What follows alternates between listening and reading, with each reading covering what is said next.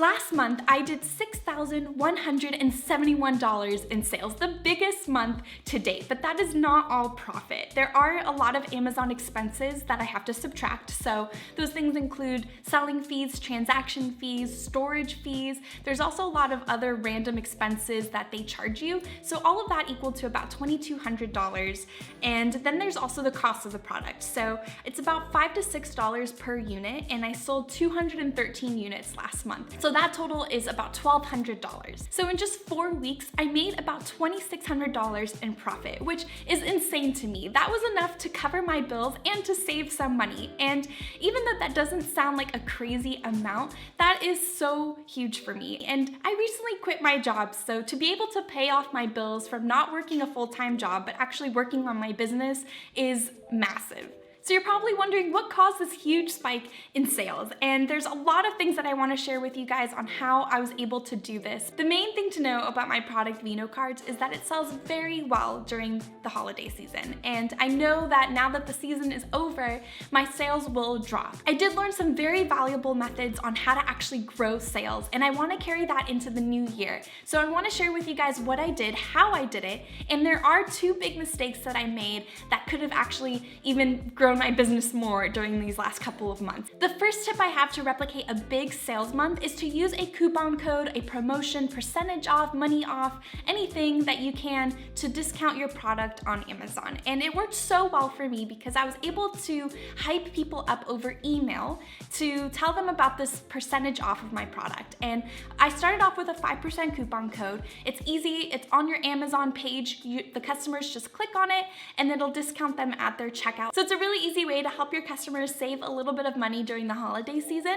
but also setting a time limit on your coupon kind of creates that tension for the customer. So you can set a time frame for your coupons. You can make the coupon last for about 1 week, 2 weeks, however long you want, and that helps build tension for your customers. So I sent out emails to my email list. I have about 1,000 people on there, and I let them know that, hey, there's this coupon that you can use for 2 weeks, and you only have 2 weeks to use it. So it starts building that tension. It starts to encourage them to check out the page at least and see if this is a gift that they want to give to their friends, their family, coworkers, whoever it is. The great thing about sending out an email too is to remind people of your product. And I haven't sent out an email to my email list since our Kickstarter, but I did want to let them know that the holiday season is here and they can save a little extra if they wanted to give this gift too. And to send out emails, I use MailChimp. So I started scheduling emails. I send about 1 a week so that I can remind them of the discount code and however many days they have left to purchase the product. And the great thing about MailChimp too is that it is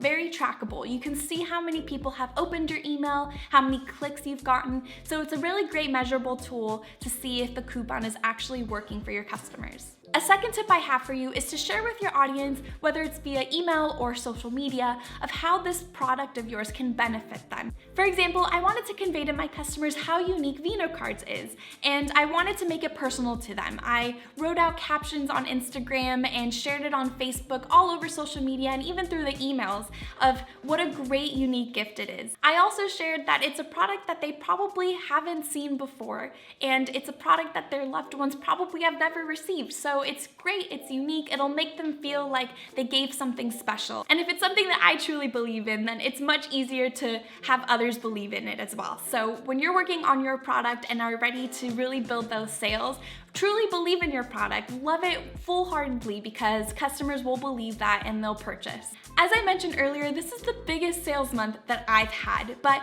it could have been honestly a lot bigger if I didn't make a couple of mistakes, so I'm gonna share it with you so that you can avoid it. In the past, I've reached out to many Instagram influencers that are in the wine business or have a wine-focused Instagram page with many, many followers and devoted fans, and I've offered to give them a free box of Vino Cards in exchange for a photo, and just a post on their page to really promote the product. And if they love it, then it would be a really great win-win situation. But in the last couple of months, I've been caught up with a lot of other maintenance things and trying to focus on other parts of growing the business that I put the Instagram influencer program behind. But in the last couple of months, I did put aside reaching out to Instagram influencers so that I can focus on the other points I mentioned on how to grow the business.